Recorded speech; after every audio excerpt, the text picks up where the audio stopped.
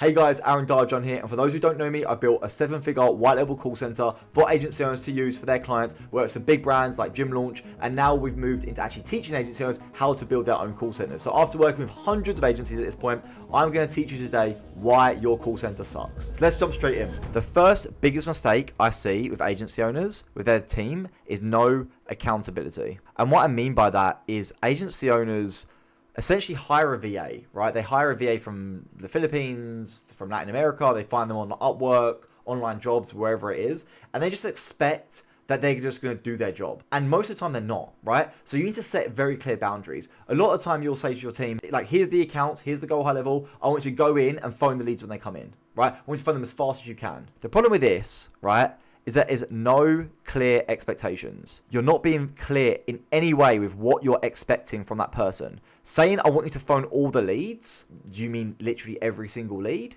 right? Saying, I want you to phone them as fast as you can, does that mean within 5 minutes? Does that mean within an hour? Every single person's opinion on fast is completely different, right? So you want to make sure that when you actually hire a VA and you get them phoned in, you want to set very, very clear boundaries, right? You literally want to like put them in a box to the point where they know exactly what to do, when to do it, right? So for example, with speed to lead, right? You want to make sure that all your leads are being phoned within 5 minutes, right? So what we do is we have a whole Slack system where a lead will go into Slack, right? So we literally we'll have like a channel called, we call it Watch Shift Alert, right? So we have a channel called Watch Shift Alert because they're essentially on watch for new leads, right? This is a Slack channel. In that channel, it's going to have the name.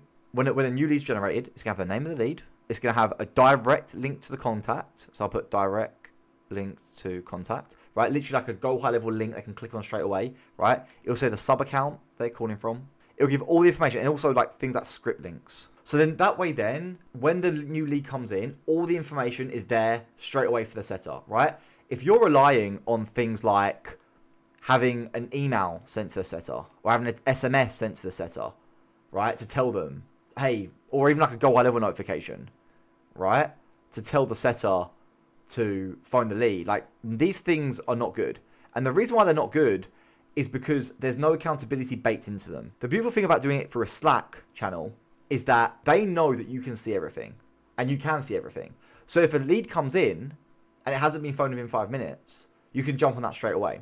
But we even go one step further than that. So obviously having the Slack channel allows the accountability. Like already they know you can see it, you know you can see it, everyone knows what's going on, right? But then what we do is we go one step further. As a thread to this Slack alert, we want the setter to write something. As soon as they see that message, we want the setter to write something in there, right? So for example, they could put like a number 1 or I don't know, just put yes or anything. They write anything they want, right? Then once they've made the phone call and they've called the lead, right? We then wanted them to write what the outcome of that was. For example, maybe they say booked call. Maybe they write BC for booked call. Maybe they put like voicemail, VM for voicemail, right? What they put some kind of update under that thread, right? The beautiful thing about this is that we now have 3 different timestamps, right? We have the timestamp of when the alert came in, right? So let's say this is like, I don't know, 15:03, right? We have the timestamp of when we know the setter saw it, right? Maybe this is like 15:05. And then we'll have the timestamp when the call was finished, which maybe is like 15:07.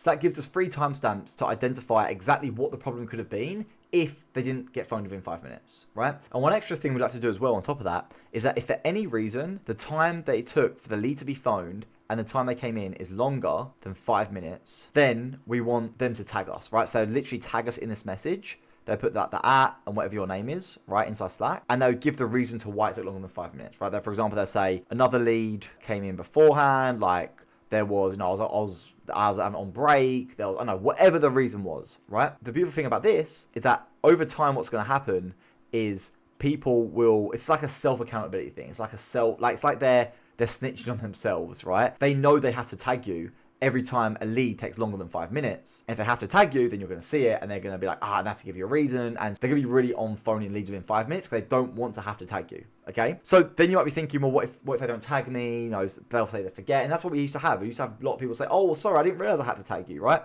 You make it very, very, very clear that them not phoning a lead within 5 minutes, they don't get punished for that. If they don't phone a lead within 5 minutes, that's actually not a punishment. Like, there are things that come up. Like you said, there may be another lead they're on the phone to. Maybe they had like an internet issue. Maybe there's like some other problems that happened. And it might not always be their fault, right? So actually phoning leads not within 5 minutes isn't the major issue. The major issue is if they don't tag you. If a lead takes longer than 5 minutes, but it's because their dog was being sick and they had to go and help their dog or whatever, that's fine. Like, it's okay, whatever. But you still have to tag me and tell me this lead took longer than 5 minutes because of ABC. And like I said, it gets to a point where, and if they don't do that, that's the issue. If they don't tag you, if the lead took longer than 5 minutes to phone, that is the major issue there, right? And that's something that you really want to be hard with them and be like, look, if you don't tag me, this is actually a fireable offense. Like, I need to be tagged so I can see all the problems. I can identify where the bottlenecks are, and then we can fix this together. This isn't me being a dick. This is like me trying to fix a system so we can get better results, more clients, and give you a job for longer, essentially. That's what we're trying to say to them, right? So when it comes to them tagging you, they have to tag you every single time. Over time, they'll always start phoning leads within 5 minutes because they know they have to tag you and they have to go for that whole awkwardness, and they hate it, right? So this self-accountability works really well. And the second thing linked to this accountability is how often leads should be followed up with afterwards. Too many agencies, again, just rely on their agents to go into the account and just decide, oh, I'm going to phone this person today. I better follow up with this person today. And then what happens is we do a full go high level investigation and we see that leads don't get phoned for days afterwards. Right, they get phoned once when they come in, but then they don't get phoned at all for the next 3 days, 5 days, whatever. And it's because the agent is just picking who they want to call on certain days. And there's no clear expectations on what they should be doing. So what you want to do is you want to have a power dialer list. You can do this inside Go High Level, and this will automatically put all the leads that need to be phoned using a tag system, puts all the leads that need to be phoned inside this power dialer list. All they've got to do is go to conversations, manual actions, and then click ring the power dialer. When they ring that power dialer, then it's going to ring everyone on that list. You can then say to them, right, every day, you need to make sure this power dialer list is completely clear. If the power dialer list is clear, then great, we're good to go. If it's not clear, you haven't done your job properly and you need to finish it. Obviously, if there's major issues, if there's like a huge list, like the client puts in loads of leads or there's some like crazy thing, obviously you've got to be fair with them. But that way then, again, you're setting the expectation of what needs to be done, right? And you're taking as much away from them as possible. They're not having to decide who to phone. They're not having to decide how quickly they should phone someone. You're giving them very clear instructions and you're setting very clear expectations on what you want from them. The second biggest issue I see is, and this will probably be an obvious one for a lot of people, is reporting. Agency owners have terrible reporting. Not just for the call center, but for everything in general. They have terrible reporting and they can't make the decisions. As an agency owner, if you don't have good reporting, you can't make the right decisions and identify which clients are about to churn, which clients are doing well, identify why clients are doing well, and ultimately keep clients for longer. The whole point of the call center, the whole point of all this stuff is to get clients better results so we can keep them for longer, get them paying you for longer, and just generate a whole better lifetime value than not doing the call center, right? So specifically talk about reporting for call centers because that's what I'm focusing on at the moment. The main problem here is that they rely on agents filling out end of day reports. Agents EOD reports. These are horrible. These are like the worst things because they just aren't accurate. They aren't accurate. The agents usually make mistakes, and also what it's doing is it's pulling the agents away from that what they should actually be doing, which is focusing on sales, focusing on getting better on the phone, focusing on confidence, focusing on actually phoning leads. They shouldn't be spending an hour at the end of the day like filling out an end-of-day report, having to remember how many dials did you make today. How the hell can they remember how many dials they made today? Like, it's insane. Like, they phoned maybe like 200, 300, I don't know how many leads you've got, right? But they phoned up hundreds of leads and you expect them to remember and write down every single phone call they made, every single outcome. Like, and you give them no system for that. You just expect them just to remember it and then put it in some random end-of-day report that you think is going to work. It doesn't work. Like, it's horrible. You need to have automated reporting. It needs to be automated. You can do this very easily. You can do it through Google Sheets, Google Data Studio. You can have it so when a phone call's made, it shows you which agent made the phone call. You can pull in like the duration of the phone call, all that kind of stuff. It can all be done automatically. The main KPIs that I really care about is dials made per agent, pickups, conversations. I'll do another video about how we really determine these. Essentially, we do it based on the length of the phone call. Dials made, pickups, conversations, appointments booked. Then we also want things like average call duration. I'm going a bit crazy with these. These aren't like these are just ones that I always like to look at. Average call duration, right? So per call, per agent this is, right? Then we also want to have how long each agent was actually on the phone for that day, right? So total call time per agent. And this will all be done inside Go High Level, like I was saying. It's all done automatically. We have Go High Level linked to our Google Sheets and it connects it all up really, really nicely. It's great. Total call time, show rate.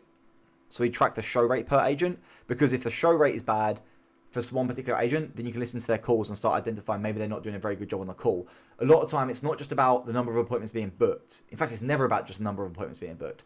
It's about how good they do on the phone to actually make sure that appointment shows up. That's what we care about with our clients. We care about show rate. We care about people actually turn up at their facility, turn up to the phone call, whatever it is, right? So show rate is such an important thing, and it's very highly linked to the quality of the call itself. So show rate per agent is obviously really important as well. And these are just agent stats. Like, we've got a whole other bit for actual location stats as well, which is very similar, right? But it's like booking rate, show rate, obviously, for each location individually. Even things like cost per show, cost per lead. We pull all the Facebook ads data into our sheets as well, so we can compare the call stats with the Facebook ads data. It gets a bit messy. I'm not going to dive into all that now. But what I'm trying to say is you need to lock in your reporting. You need to get your reporting locked in, make real decisions based on automatic data, not relying on your agents to fill out end-of-day stats. And I would say that these ones fit specifically for your agents, obviously. These ones are the most important ones, because from here, you can then start to understand where the bottleneck is with the agents, right? If, for example, you see certain agents are total time on the phone, right? Maybe one agent spent 2 hours on the phone, but all your other agents spent 4 hours on the phone. Then it's like, hold on a second, why is this agent spending so much little time on the phone? Are they hanging up the calls early? They're not spending enough time actually building that connection with the prospect. There's always things that go into it, right? And the final reason why your call center sucks is because you aren't training your team. People think that it's a one-time thing. They think they train their ISAs and then that's it, bam, they're good to go forever. And the problem is you're not doing any quality assurance, you're not doing any role play with them. And so over time, what happens is they start to get lazy, they start to get complacent, they start to not put the effort in they used to put in.